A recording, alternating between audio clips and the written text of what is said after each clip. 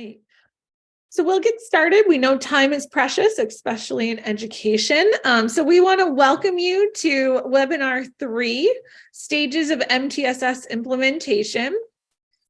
This is our agenda for today. We're going to start with a quick welcome. Then we'll do a brief review of key learning from the past 2 webinars we've done in the series for those of you that are new to us today. Then we'll do an overview of the stages of MTSS implementation. And then we'll really hone in on stage 1 a little bit more in depth before we wrap up this afternoon. So we are in webinar format. We're very excited that you're all with us today. We can't see you, but you are certainly welcome to use the Q&A or the chat features in your Zoom text boxes. You will get an email tomorrow that will have a link to the slides that we show you today, as well as any handouts that we might show you and a certificate of completion. We do want you to know that our webinar is being recorded also, which you'll also get a link to, and you will be able to share that webinar or go back and review anything that you'd like. And then we do encourage you to participate. Feel free to ask questions or put comments or concerns throughout the presentation.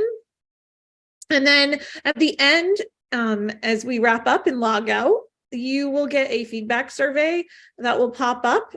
So we do encourage you to take that, and we'll remind you again at the end as well.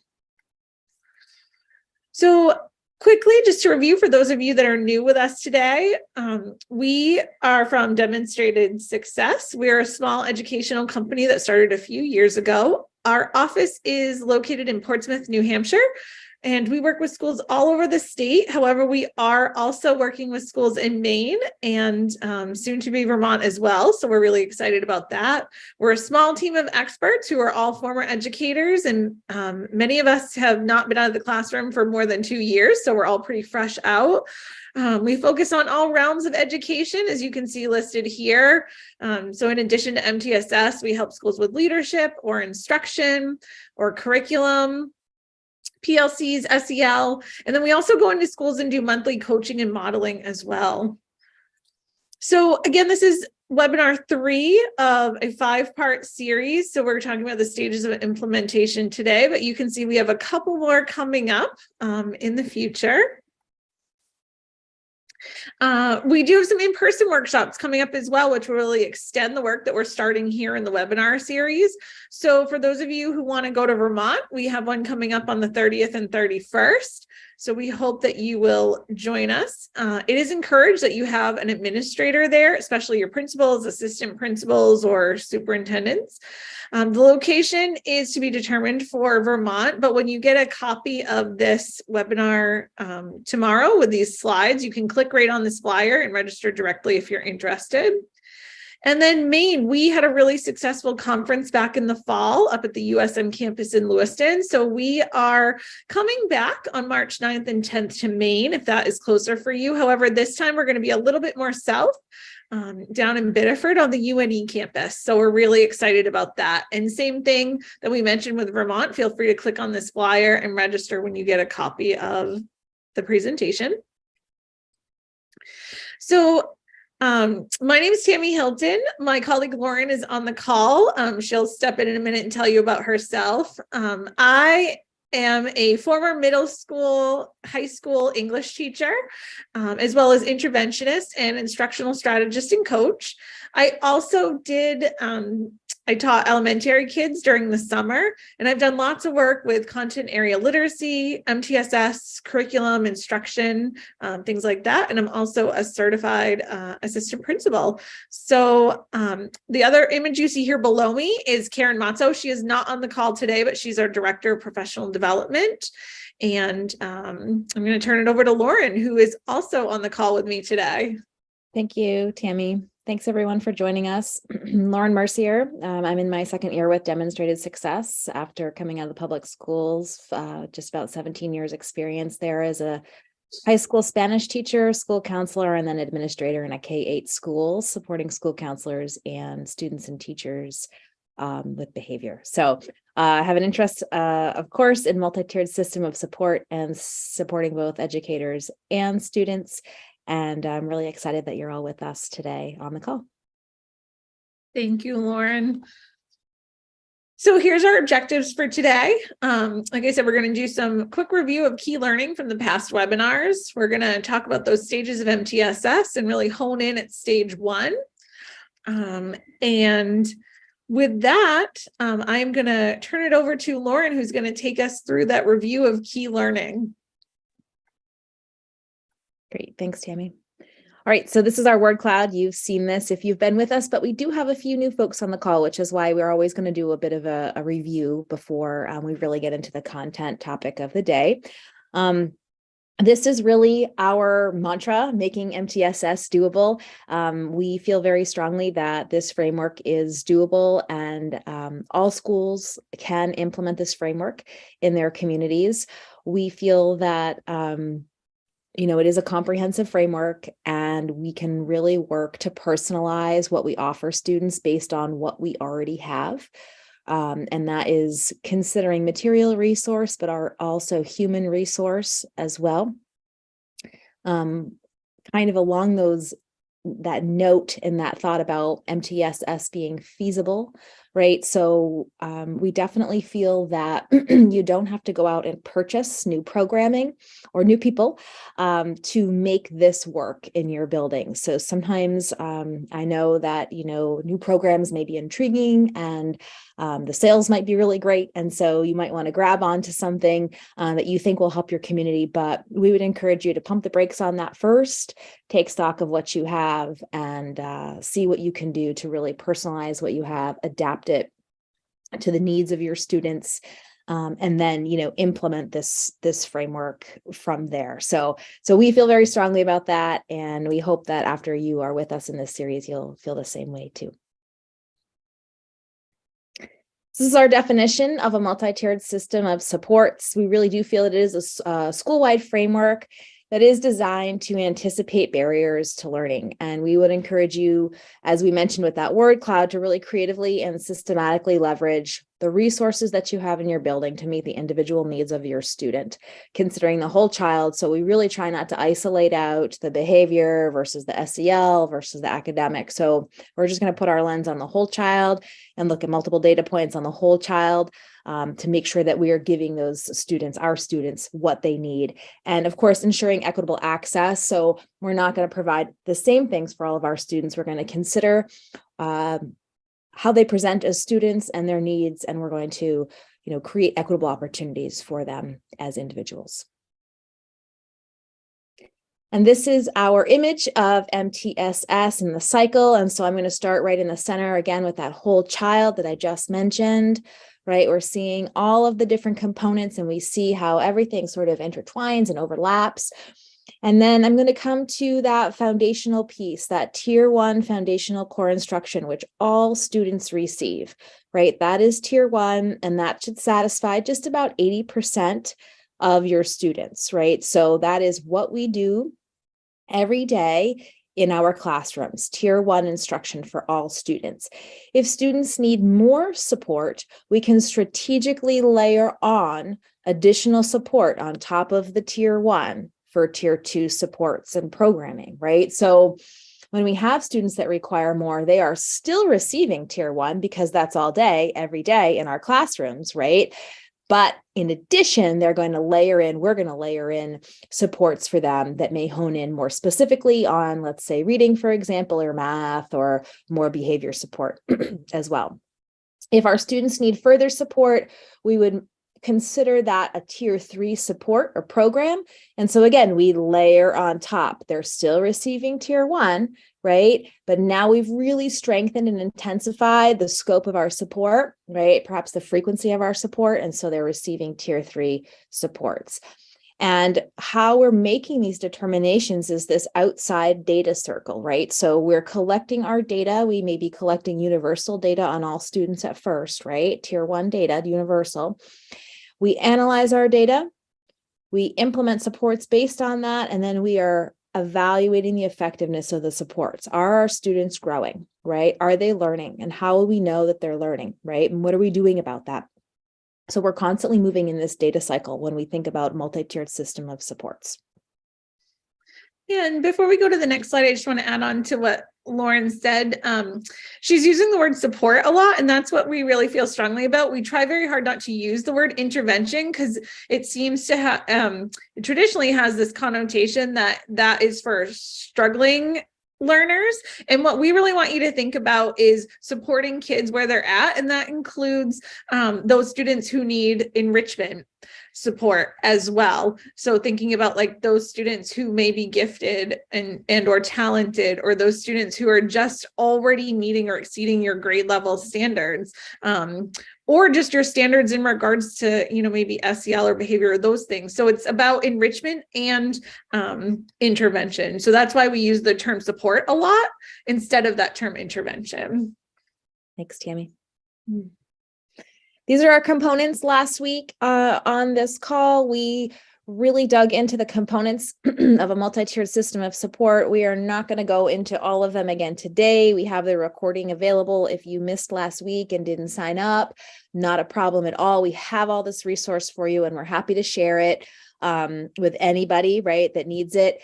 So we're considering our staff collaboration and engagement, really building on that thought about collective teacher efficacy. I'm going to talk a little bit more today about finding our why as we really work to establish this framework. Professional development. So just as much as multi-tiered system of support will support our students, it supports our teachers as well, right? Because by looking at the data, we are able to see what our teachers need in terms of how do we help them strengthen their tier 1 instruction, tier 2 or tier 3 support as well in terms of professional offerings for them. Data use and accountability. We're constantly, as we just talked about in that data cycle, we're using data and we're making sure that we're accountable to our students, right? By considering their outcomes and considering what else we need to utilize to support them. Curriculum and instruction, we talked about, equitable access to learning, right? And that's really what this piece is all about. Effective teaming, we spent some quality time last session talking about developing a highly effective team, your MTSS team. So hopefully in your district, you have a district team, MTSS tier 1/leadership team. And so Tammy and I use tier 1 and leadership interchangeably when we're talking about our teaming, and then a tier 2/3 team. Social emotional learning and positive behaviors, right? That's a very large component of multi-tiered system of support, as is the student, family, and community involvement as well. Here's just a nice diagram for you to see those teams and that overlap at that district and the tier 1 team, right? So we know that there needs to be constant collaboration and communication between the two groups to coordinate programming and supports for both teachers and our students. It's nice to have that support at the district level and even the board level so that we can get the funding that we need when we need it, right? To maintain training for our teachers, updates on curriculum, et cetera, right? So we want to make sure that we have support at the district level so that we can fund and we can prioritize the trainings that we need, and we can garner that political support that we often need in our schools. And we can also educate, right? We can educate our board members and perhaps our resistant community members about what we're doing with this framework and how it supports all students. And so then on the tier 1 side, that leadership, really, they are stewards of the school's strategic plan, right? And so they are really working on the data side of things, as we talked about, but we're also talking about schedules, resources, coordinating the teaming in the building. So that is that tier 1 side, that team. Tier 2/3, really going to ensure the process tier 1, the fidelity piece there. So making sure that teachers are really working through different strategies at tier 1 before they're requesting assistance from a tier 2/3 team regarding a student that might be having a difficult time, right? These tier 2/3 teams will address, again, the academic, social, emotional, behavioral realm for students. They will determine the interventions. Most likely, these are where the interventionists will be on this team that will support the students and deliver the intervention, though tier 2 and 3 supports may also be delivered by classroom teachers as well. So it doesn't have to just be delivered by an interventionist. This team will consult with the teaching staff and provide ongoing support. And same thing in terms of the collaboration and communication with outside resources. If you don't have a school social worker or psychologist in your building, you may need to refer a student out, for example, that may have mental health concern. And we won't go through all of these, but we did talk about, successful educational teams, and working through this pie and these different categories will really help establish your highly functioning teams, right? And we sent all of that information in that last webinar. So if you didn't sign up for the last webinar, if you want to just put your name and email in the chat today, I'm happy to push all this information out to you at the end of the day. Great. Thank you so much, Lauren.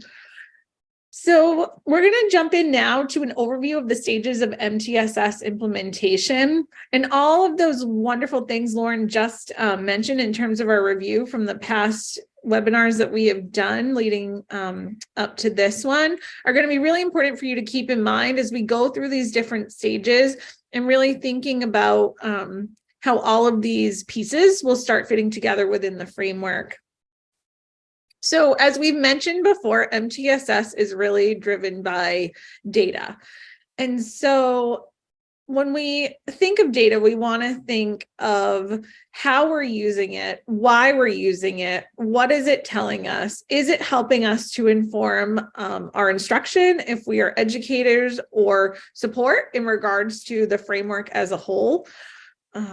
It could be all kinds. We're going to talk about data more in depth in the next webinar, so we won't go too far into it here, but it could be like behavior data, demographic data, student data, teacher evaluation data. So like Lauren was saying a couple minutes ago, it really is within the MTSS framework. It really is about supporting students, but also supporting our staff and our teachers and our greater school community. So we can see this image here of the data cycle that we've mentioned in the past webinars, where typically educators will collect data, they'll analyze the data, they'll implement different supports, and then they'll evaluate the effectiveness of those supports. And if they're working, they'll keep them going. And if they need tweaking, they'll revise and regroup, and the cycle starts all over again, right? The circles that you see here, this is where you're starting to layer in the stages of implementation to this data cycle. So you're going to explore and assess some things in regards to your school. And Lauren's going to get into in a little bit, and when we hone in on stage 1 implementation, what some of those things are that you're going to want to explore and assess a little bit further to determine where you want to go. Then you're going to analyze those things, and you're going to develop a plan based on what you have found. Then you are going to try to initiate that plan. It's going to be trial and error for a little bit, but you're going to evaluate some things. You're going to come back, regroup, and then continue to layer in how you build your MTSS framework, or which areas of your MTSS framework that you already have in place to be more efficient. So really successful full boat implementation of MTSS is a multi-year process. It's going to take lots of data collection and analysis and evaluation and revision before it becomes sort of this well-oiled machine. We say it takes about 3 to 5 years, depending on where it is your school starts. And our slogan, if you will, that you're going to keep hearing us repeat over and over again, is going to be go slow to go fast. That's sort of the message that we want you to walk away with. So these are the stages of MTSS. So the first thing you're going to do, again, is you're going to explore and sort of do this readiness assessment. And Lauren's going to talk to you about that very shortly. This is the early stage. This is where you're going to start thinking about collecting data about the readiness of your school and or your district to embark on this work. Then you're going to do some planning and goal setting. hopefully you'll narrow down to 2 or 3 priority areas to start year 1, and then you'll build year 2, 3, 4, etc. The planning and goal setting is a really important stage in the MTSS implementation because it's really going to help you leverage those readiness results and do that planning. Then again, you're going to initially implement something. This is where you're going to start small, very small. You're going to do that initial implementation in regards to the priority areas, and you're going to see how things go using that data cycle. You're going to analyze, you're going to evaluate, you're going to reflect, you're going to revise, you're going to start over, you're going to sort of tweak as you go. And then eventually you're going to have full implementation where you have that good working cycle down. You have priority areas figured out, you've layered in some supports, you have data telling you where you're at. It's kind of just like responsive teaching, right? Like in order to meet the needs of your learners, which in this case might be your staff or your school or your greater community, you're going to follow this data cycle. So with stage 1, and I won't spend too long here because Lauren's going to really talk to us about it in depth, but you have to have a general understanding of MTSS with your staff. You really have to build this within your staff community. So staff need to understand what MTSS is, what the acronym means, the different components of it, and really have a shared belief in the system that positive outcomes are going to yield great results for students. You're going to work on establishing that why with that efficacy, and thinking about circling back to the vision of your school or your district. How do you feel about it? How does your staff feel about it? Do they even know about it? Do you need to make any changes? We would also encourage you to really invite the students and the families and all the stakeholders in your district to come into this. Maybe not at first, because you're going to start small, right? And you're going to build from there. But really, in the end, MTSS is about everything. It's about your students, it's about your staff, it's about your school community, and possibly even the greater community as a whole as you start building in those supports for kids at tier 3 and reaching out to those community resources as well. And then really start thinking about the specific reasons why you are doing this, what brought this about. And then as you build this, make sure you're communicating and sharing it with staff as well. So stage 2 is that planning and goal setting. So you've identified some priority areas by this point. And so now you're going to start thinking about, what data are we using? What data do we need? Instructional strategies, what's going well? What needs to be replaced or supported at tier 1? What is the data telling us? Not just people's opinions, although those are important and you do want to get stakeholder involvement. Think about your curriculum. Like Lauren said, tier 1 is really supposed to meet the needs of 80% of learners. So is that happening? Does your curriculum naturally lend itself to differentiation? Does it encompass everything that you need to move forward? And almost equally as important, is it engaging for your students, right? Like those are things to think about. Make sure you articulate your goals to all the stakeholders. And then start doing some backwards planning as you build in these frameworks with areas of need. Make sure that it's differentiated, that there's choice happening, and that it's consistent and ongoing as well. In stage 3, this is where you're going to start small with some initial implementation. So you might focus on one area of MTSS. It might be academics, might be SEL, might be behavior. You're going to base it off the data though. You could, sometimes schools will focus on one child per grade level, right? So to get this up and running, building leaders will say, okay, each grade level in the building, pick one child. We're going to go through this process, kind of follow it through with data collection, the strategies, and then we're going to add in kids from there. Sometimes schools also will focus on one specific component of MTSS. So it could be the effective teaming Lauren mentioned. It could be the data-driven culture with your PLCs and getting that up and running. It could be tier 1 instructional strategy support. So it really depends on what your data is telling you, but those are just some different ways to start small. And then you would implement whatever strategies in that particular area. And then you would start the rest of that data cycle with the collection, analysis, reflection and revision of those. And then think about from there, what's the next steps? What are the plan? What's going well? What do we need to do from here? And then stage 4 would be that full implementation. Again, this takes several years. We tend to say 3 to 5, but if you are literally starting at ground zero, it could be a little bit longer. Full implementation, we really think about it when you are really using that data cycle to inform instruction and to inform supports of your framework for both staff and students, and that you have all kinds of different ways to layer in support that involve both the school and then sometimes some of those additional outside supports as well. And then, you're really feeling at this stage like your MTSS framework is a well-oiled machine. We do want to say that because MTSS is sort of a recursive process, you're always going through that cycle to revise and improve and go from there. So with that being said, I want to pause for a moment to see if there are any questions or thoughts people have in the chat or things they would like to share from anything in the webinar so far. So feel free to use the Q&A or the chat.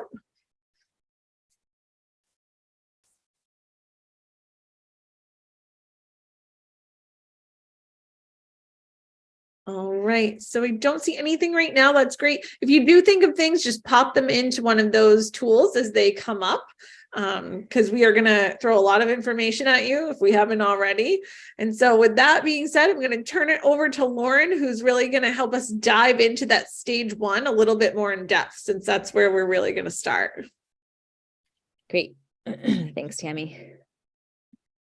Okay, so let's talk a little bit more about stage 1. It's really the foundational piece. And so, in our first webinar, we talked about foundational components of MTSS, and really, once established, your teams are really going to come and be an imperative piece to this framework for you and getting this up and running in your building. During this initial stage of implementation, leadership teams are really working and being really mindful about creating authentic opportunities for your stakeholders to genuinely understand MTSS and how the framework can benefit your community. So when I'm thinking about stakeholders, I'm thinking about my staff. And that's just not my professional staff, right? I'm thinking about my paraprofessionals. I'm thinking about my custodial staff. I'm thinking about my folks in the office.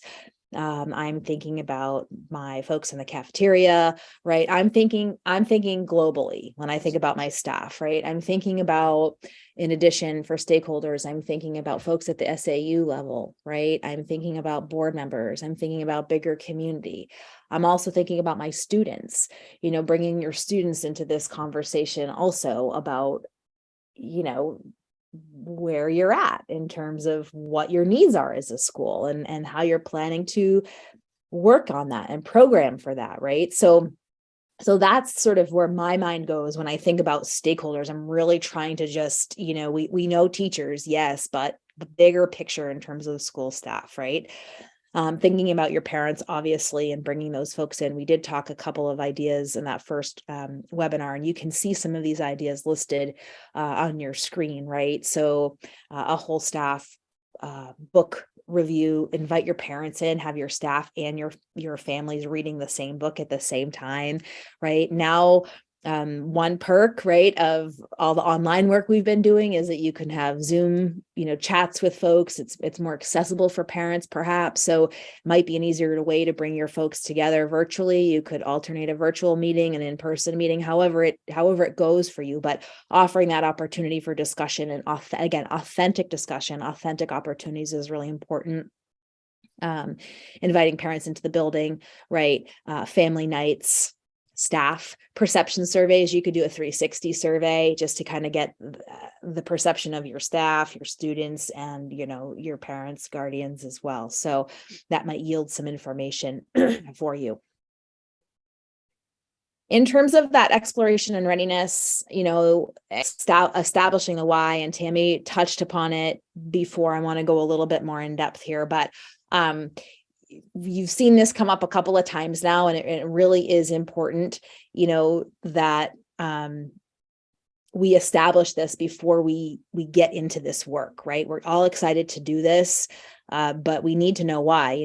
Why is it important to establish this framework to anticipate barriers to learning, right? How are your staff feeling about student achievement and student well-being within your school community, right? Do you have students who you are failing as a system, right? Thinking about this, is your district underperforming academically?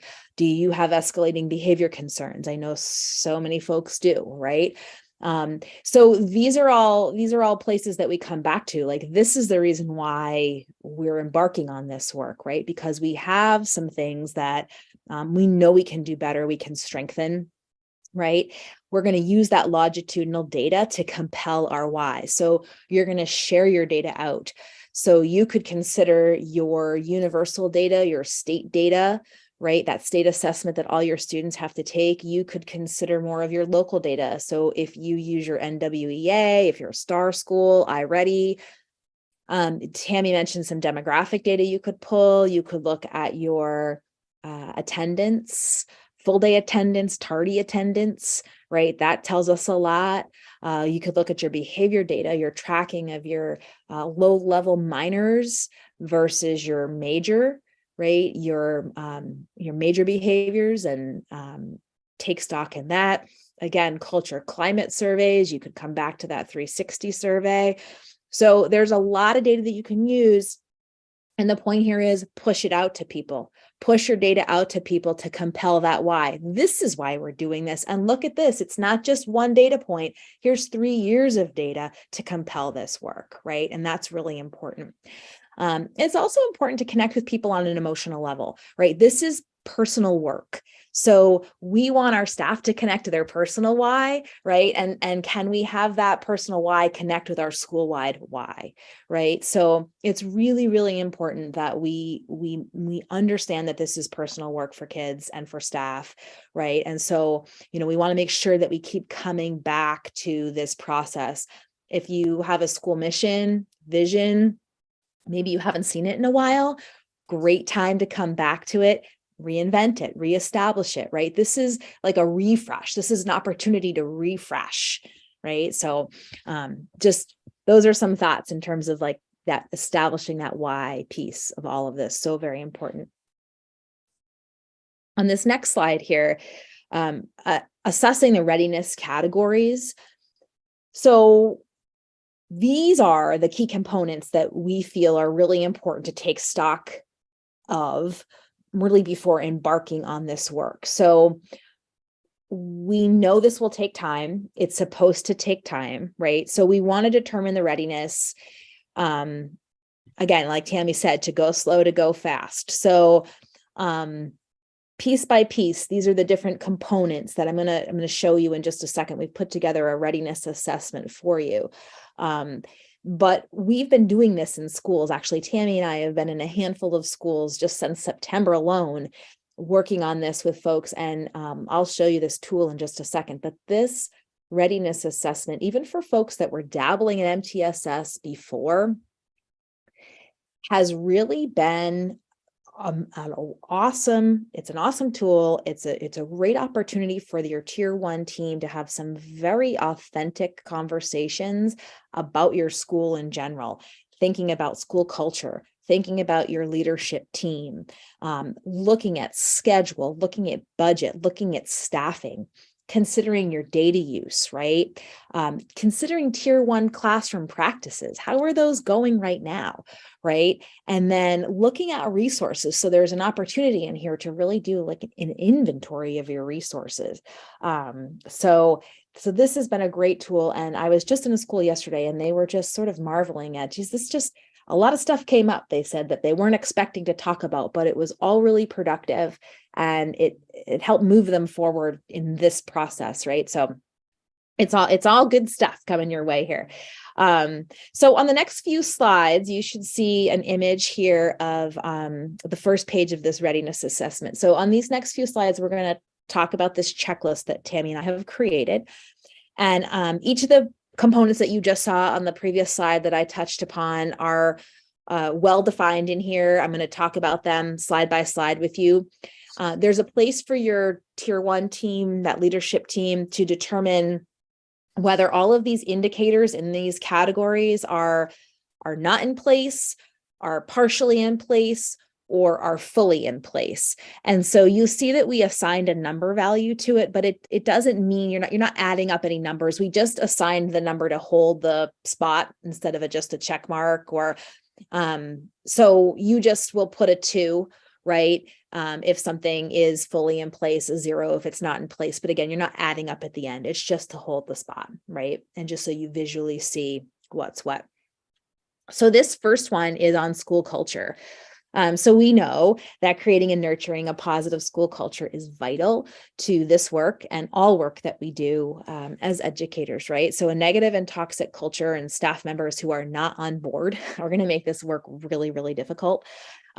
So, with that said, you probably are not going to get everybody 100% on board, especially right at first. But, you really are going to want to work toward consensus and get the majority of folks to really understand the purpose and the goal of the framework, right? Back to the why, right? So we want to try to avoid anybody, who's going to actively sabotage the process.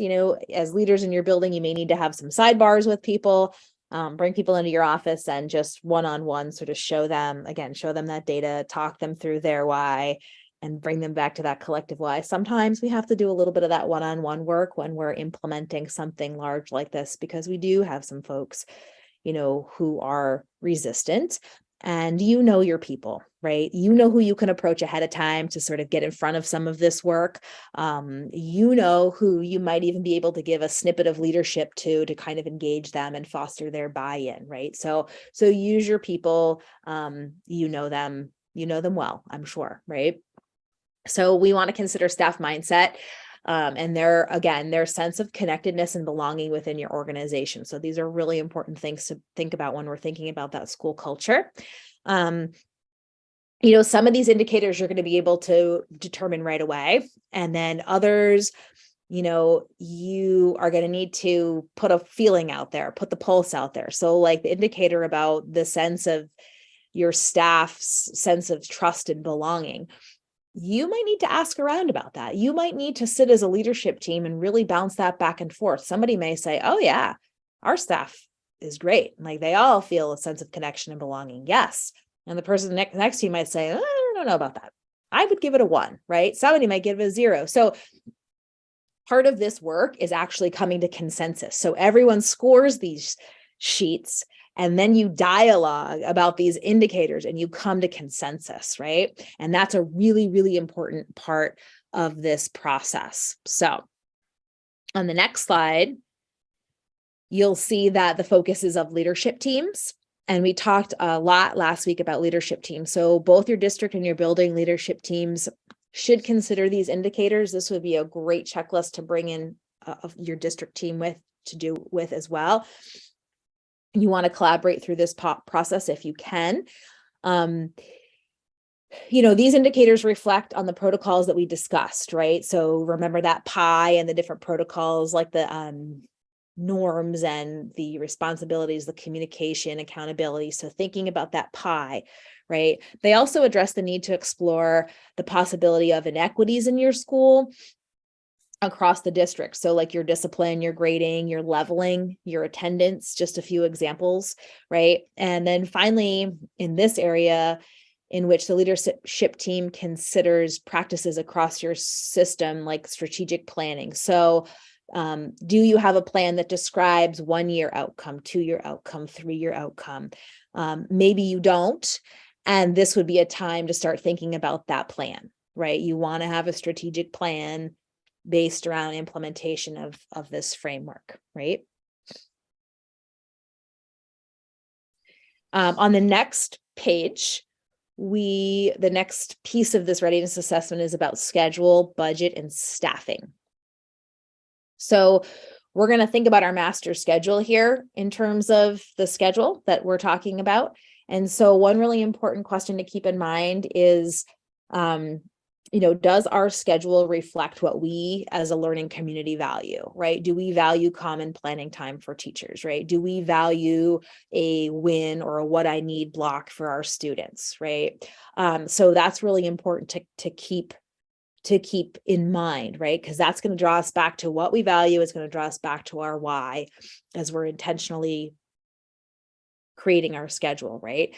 The schedule should support the needed collaboration between adults working with your students, right? That is the common planning. That is including your interventionists, right? Your special educators, your ELL teaming, right? So that is making sure that those folks have access to grade level teams, right? Does your schedule support the time for students to receive instruction outside of the core instruction? And that is, again, a consideration that needs to be had. As much as you can plan for that, right? The better off you'll be. Considering your evidence-based instruction across all your teams to meet the needs of your students in all of those domains. So the academic, social, emotional, behavioral domain. The schedule that you're thinking about as a leadership team needs to afford you a time to administer universal screeners, collect that data, analyze it, and then use it, right? To implement what you need to implement based on that information from the universal data, right? And then we also want to make sure that the schedule, it's easy to think about, well, if I have a win block, I might focus more on literacy. One win block might be literacy, one might be math, but thinking about, how you can support the social emotional needs as well during a piece like that in your day, a place like that in your day. Do you have an SEL curriculum that you're using? Do you have a morning meeting? Maybe you are a responsive classroom school, right? Or you follow certain tenets of responsive classroom, right? So think about incorporating the social emotional needs in your schedule as well. In terms of funding, we're thinking through a lens of equity, right? So we want to review our allocations of funds for students in need, right? So we're thinking about students who need intervention, students who need enrichment. We want to think about our multilingual learners, our neurodiverse learners, our students, with a lower SES, right? So we want to think about all of our students and all of their needs, right? In terms of our funding, right? Do we think about this for a second? Do you have stipends for your staff who are working on MTSS? Some teams are stipending their staff. Some schools are stipending their teams, I should say, because they may be meeting before school or after school. So think about that. Do you have stipends for staff who might be managing school-wide data, right? Somebody who's coordinating your data or leading PLCs. So just things to think about, right? You may or may not have access to that. That's okay. It's part of this conversation, right? How are you spending your title funds, right? And then finally, are there avenues for funding that you're not capitalizing on? So these are some of these indicators and these questions that come up through this process. And then when it comes to staffing, you consider your talent and really look at your people and how they're assigned within your learning community. So do you have the adequate talent to support your students? Right? Do you have the most qualified educators working with the highest need students? And do you employ every member of the learning community to best serve the students, right? And so that's really important to think about your people and what they offer, and are you using them to the best capacity possible, right?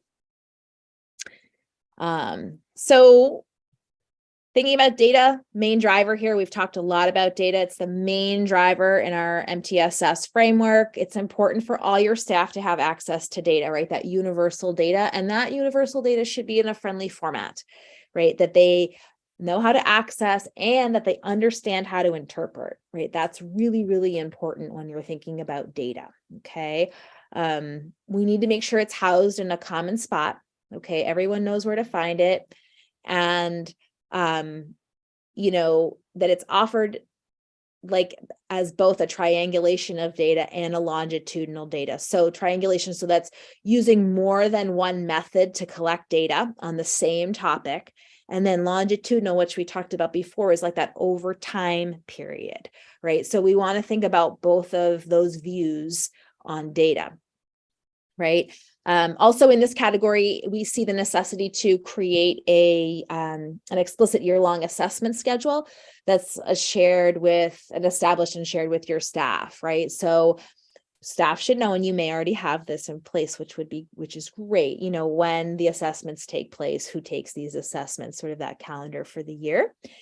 And then the use of universal screeners is established, right? In addition, we're offering staff opportunities to use deeper diagnostic assessments. So we know that not only are we using the universal piece, but then we've got to come in with the tier 2, 3 team to think about some deeper diagnostics that we can do with our students. Tier 1 classroom practices. Right? This is where the magic happens in the classroom. So this slide shows the indicators that we would look for tier 1 look-fors, that we call them the look-fors, right? So you can gather and assess these look-fors by way of classroom observations, walkthroughs. It can be informal, right? You can have not only just your administrators, but you can have your tier 1 team doing non-evaluative walkthroughs using a checklist, right, of these key look-fors during the day, during designated times that everyone takes a turn doing this, and collect data that way about tier 1. So it doesn't have to just be a formal evaluation of a teacher to do this. It can be on these informal sense, right? These are the indicators that everyone should be able to notice when they walk through, a highly functioning, successful learning environment. Okay. We know that our classroom environment must be safe and welcoming, right? And it's going to foster learning in a variety of ways, right? So there's evidence of higher order thinking going on. We see that differentiation piece, meeting the needs of diverse learners, right? Student collaboration and engagement with one another and the material, right? And learning targets are posted. You have your classroom agreements. There is clear evidence of responsive teaching. So all of that is really worked into this tier 1 checklist, this readiness checklist in terms of tier 1. And then the inventory is the last slide here for this category. The resource inventory is an exercise for your team, your tier 1 team, to examine your social emotional learning, academic and perhaps behavioral programming and curriculum across your building, but also hopefully across your district too. If you have a district team, and you can take this exercise even outside of your building, right? So essentially you're taking stock of what you have and determining if this resource that you have is a good fit for your district or your school, or if you need to perhaps look at other resources to better your student outcomes, right? You also are looking for duplicity here too. So you want students to have multiple exposures to programming that supports the skills and the strategies they need to be successful. However, if you have 3 intervention programs for literacy that only target fluency, right, that's not going to help students become successful in other areas of reading. So you want to make sure that your programming throughout your school and the child's day offers multiple opportunities to practice a variety of skills and strategies. So, we want to make sure that differentiation is achievable with your resources. Are your resources research supported, right? Does the resource meet the needs of the stakeholder that it's intended for? Right? So a student with a specific learning disability or the exceptionality, right? Do you have the expertise to implement the resource? That's really important. Do you have time to implement the resource? Is it engaging, right? Maybe it's not engaging. Maybe it is. So you want to think about that. And again, we want to think about, your SEL programming, your academic programming curriculum, any tools that you use for enrichment or intervention. That all is part of this process. You could consider your educator improvement system, right? So all of this can be, embedded here in this checklist, right? So you are going to get a copy of this, and I really do think that you will find it beneficial to work your team through this exercise. It takes a while, and it's supposed to. So it could take a course of several meetings, right, to work through this. And again, you work to consensus, right? So the team, again, just one more time, the team sits together and individually you go through these indicators, and then together you just tackle, like you just go to the school culture one first, right? And you just sit there and you lean into that and you talk about each indicator so that you come away with the same score, and you want to mark your score, and then you would actually come back to this later in the school year, because remember that data cycle, this is actually part of the data cycle. So you're going to come back to that in the school year and say, how are we doing? Right? How are we doing in these categories? So if you want to talk about that further with us, we're more than happy to. But I hope that you enjoy this resource. I think it'll be helpful for you, as you're laying this foundational work with your team. Yes, overwhelming, Sandy. I know. Yes, I know. Go slow, right? Go slow.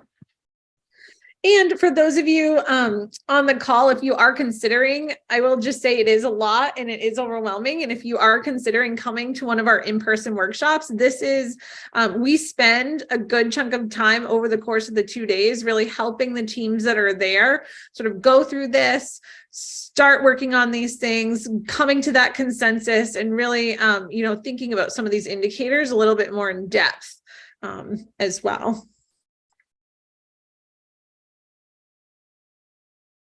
Yeah, so your turn. We're going to put you on the spot a little bit. We're almost done and we're going to start to wrap this thing right up. But share a new learning, ask a question, a thought that surprises you. Sandy kind of got us started in the chat. Thanks, Sandy.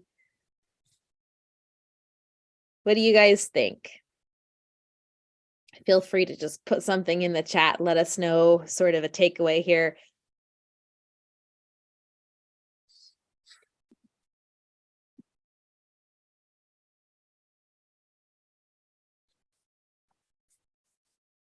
Yeah, good. Thank you, Melissa. The charts will definitely give you a sense of what to be looking for sure. Yeah.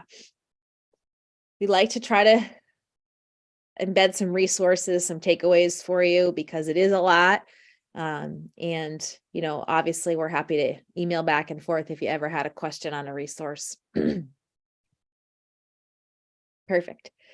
We'll let others think about it. Oh, thank you very much. Good. I'm glad that was hopefully easy to understand. We'll let you think about all of this as we close, and we hang on for another minute or two after we close. So if you want to ask a question after, we're officially over, we'll hang for a minute or two as well. All right. So, as we wrap up, we also just want to remind you that as you log off today, there will be a very, very brief survey that will pop up. And Lauren and I use your feedback for our own data collection and analysis of these presentations and how we can improve them and make sure that we are delivering for you, our participants, what you're looking for. So if you could take about 30 seconds or less as you log off in just a couple more minutes to give us some warm or cool feedback, we would really appreciate it. These are some resources here that you may find helpful on your MTSS journey. And with that being said, we also want to remind you that we have 2 more webinars left in the series. The next one is coming up next week on the 15th, where we will be talking more about those evidence-based practices and going more in depth with data, types of data, data cycles, things like that. And then we'll wrap up the series on March 8th after you have all had some vacation time with ways to support students on a continuum. Again, this is the link to the in-person workshop for Vermont. So if you're interested in joining us there at the end of March, we'd love to have you and help you work through some of this more in depth. And then Maine as well. We're excited to be coming to Southern Maine here very shortly, about a month from now. So again, Lauren and I just want to thank you so much for spending your afternoon with us today. We know it's hard after a long day with the kiddos to hop on to an hour-long webinar, but we really, really appreciate it. And again, don't forget to do that survey that pops up as you log off, and our contact information is on the next slide. So like Lauren said, we really encourage you to reach out with any questions or anything that you have. We'd love to support you. And so with that, we wish you all a fabulous, wonderful day, and we look forward to seeing you next week for webinar 4. Thanks, everyone. Thanks, everybody. Have a great day.